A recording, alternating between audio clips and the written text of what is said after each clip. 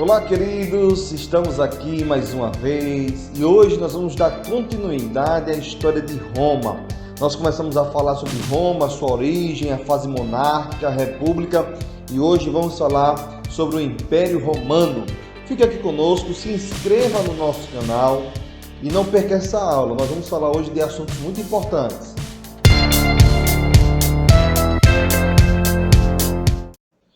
Meus queridos, quando nós pensamos sobre o Império Romano, nós vamos entender aqui, inicialmente, sobre os primeiros governos, as principais dinastias.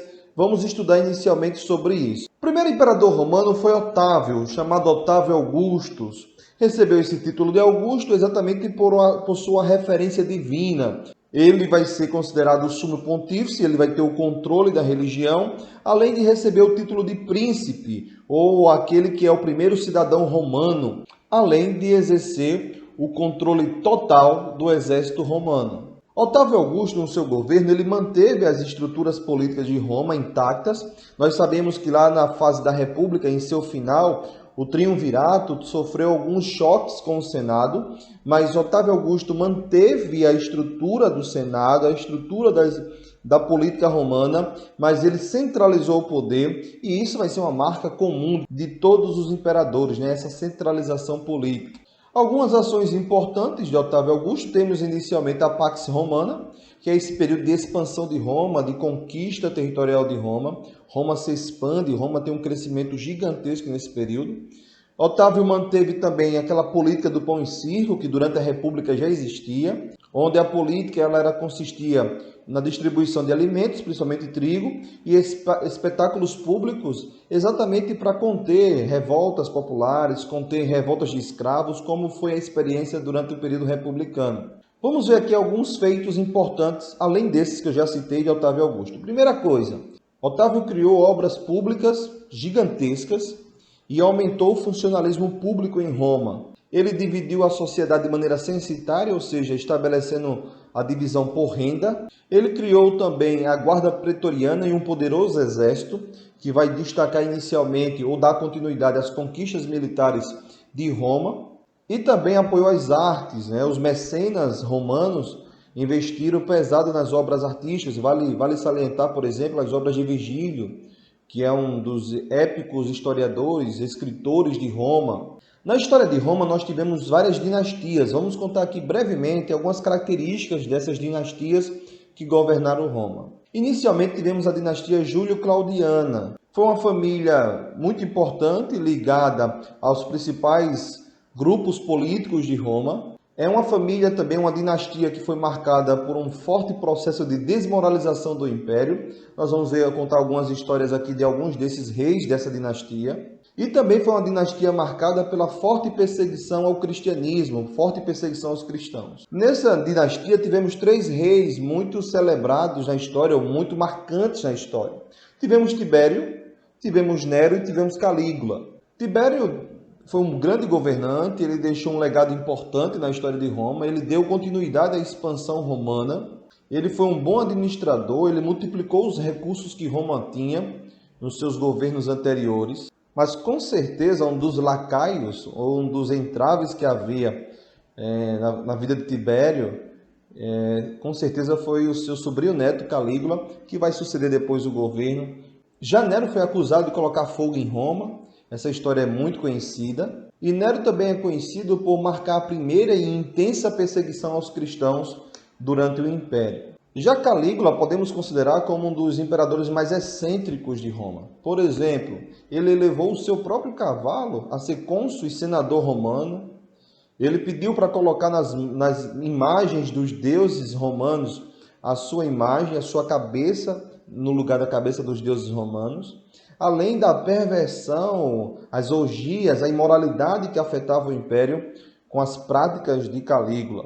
Ele era muito devoto do deus Baco, era um deus muito comum na tradição romana, deus da orgia e do vinho, mas Calígula desenvolvia atitudes muito excêntricas, grandes orgias, Uma das coisas importantes desse período da dinastia Júlio-Claudiana vai ser sobre o cristianismo, sabendo que o cristianismo cresce muito nesse período em Roma, mas também, em contrapartida, é o período de maior perseguição. Mas eu vou deixar para falar no final dessa aula sobre a formação do cristianismo, porque é no finalzinho do Império que o cristianismo ganha um grande impulso. Nós tivemos depois a dinastia dos Flávios. A dinastia dos Flávios, eles se destacaram devido à questão militar e eram pessoas ligadas ao comércio. Essa questão militar, vale a pena ressaltar que eles tomaram o poder por uma intervenção militar. Nesse governo podemos destacar Vespasiano, Tito, Domiciano. Tivemos também a dinastia dos Antoninos. Foi um período de apogeu e de grande estabilidade do império. Tivemos como governantes desse período Antônio Pio, Marco Aurélio, Cômodo. A dinastia dos Severos foi o período em que começou a levar o império à decadência. Houve muitas crises internas, disputas pelo poder. Na história de Roma isso é muito forte, né? As ações de assassinatos, perseguição política, pelo domínio, pelo governo do império. E houve também crises externas. Os povos bárbaros, e lembrando que bárbaros eram aqueles que não eram romanos, os povos em volta de Roma começaram a ser uma ameaça de invasão ao território romano, começaram a ultrapassar as fronteiras. E no século III é o período que começa de fato o desgaste em Roma, o período de invasões bárbaras, de dificuldades administrativas, de crise do escravismo, e tudo isso começa a cooperar para um processo de decadência do Império Romano. Essa crise do Império a gente pode associar alguns fatores. Inicialmente, a cessação nas guerras de conquista. Com a cessação das guerras de conquista, Roma diminuiu muito o seu potencial conquistador, expansionista. Além de Roma também diminuir muito aquilo que gerava uma grande riqueza, que era capturar escravos, que era a obtenção de muitos escravos. Consequentemente, isso vai gerar uma diminuição na produção agrícola. Vai haver também uma forte diminuição do contexto de vida urbana em Roma, uma grande migração para o campo, é tanto que vai surgir um novo sistema, um novo meio de sobrevivência. Roma, que era tão voltada para o comércio, Roma vai passar a ter uma característica mais rural, com a formação dos colonatos. O colonato que fixava o camponês à terra em submissão ao dono da terra, que geralmente era o patrício. No Baixo Império, são os últimos governos de Roma que a gente entende que é o período de esgotamento do domínio romano no Ocidente. Tivemos como imperador conhecido nesse período Diocleciano. Diocleciano tentou evitar a crise total do império, criando a tetrarquia, que era a divisão do império em 4 polos, exatamente para facilitar a administração. E tivemos em seguida Constantino, que vai ser conhecido por ser aquele que vai dar uma abertura ao cristianismo em Roma, certo? Lembrando que o cristianismo ele está associado também a esse período de desgaste do Império Romano. Por quê?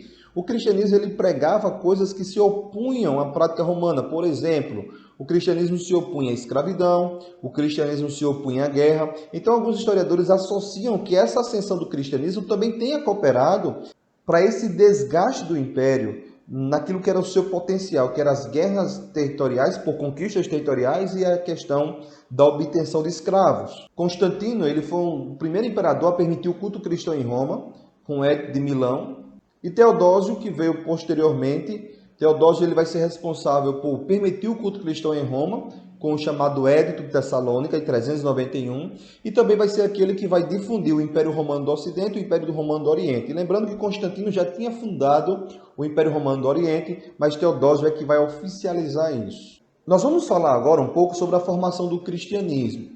O cristianismo, que era uma religião monoteísta, chega em Roma a partir daqueles que conviveram com Jesus. Jesus ele é crucificado na época já do Império Romano, na Palestina.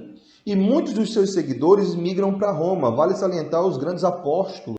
Eles foram os grandes homens que impulsionaram a fé cristã em Roma. Alguns historiadores entendem que Roma, por ser uma cidade portuária, uma cidade com muitas estradas, Paulo tenha dedicado a sua vida aí a Roma, exatamente pensando nessa expansão do Evangelho de Jesus. O Evangelho de Jesus ele se opunha muito às práticas religiosas de Roma, porque as práticas religiosas em Roma eram pagãs, adoravam vários deuses, adoravam o imperador, e Paulo e os apóstolos pregavam totalmente o contrário disso, um Deus monoteísta, a salvação pela fé, pregavam a ressurreição de Jesus, pregavam o amor ao próximo, a salvação eterna, coisas que eram bem distintas da cultura romana, da cultura religiosa dos romanos. Que Roma se estruturava no militarismo, Roma se estruturava na guerra, como a gente já falou anteriormente. Roma se estruturava no escravismo, além do culto aos imperadores.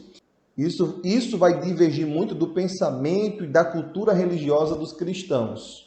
Mas mesmo num ambiente de tanta perseguição, que nos 2 primeiros séculos a igreja vai ser muito perseguida em Roma, e eles viviam em lugares subterrâneos, mantendo seus cultos, o cristianismo vai se expandir muito. Na época de Nero, muitos cristãos eram mortos nas arenas de gladiadores, eram crucificados, assim como Jesus quando foi crucificado. Muitos deles eram trucidados por leões na arena de gladiadores. Então, sistematicamente, os cristãos foram muito perseguidos em Roma nos 2 primeiros séculos. Só de fato, a partir de 313, com Étio de Milão, onde permite o culto cristão, e em seguida com Teodósio, que ele permite e oficializa o cristianismo como religião oficial do império, é que de fato a igreja vai ser institucionalizada. Isso para alguns deu um grande problema, que a igreja ela vai se unir ao Estado, né? Então os interesses do Estado vão ser os interesses da igreja. É tanto que na Idade Média a gente vai ver isso se refletir na sociedade, na cultura, na política medieval, essa influência da igreja. Tem até um vídeo já no nosso canal sobre o papel da Igreja Católica na Idade Média. Vale a pena assistir sobre isso, tá bom? Então, pessoal, chegamos ao fim dessa aula. Espero que vocês tenham entendido esses principais pontos do Império Romano, da formação do cristianismo, tá? Se inscreve no nosso canal, ativa o sininho aí para receber sempre notificação quando tivermos novos vídeos. Estuda, foca nos estudos, porque sabemos que isso é muito importante. Um grande abraço. Estamos juntos.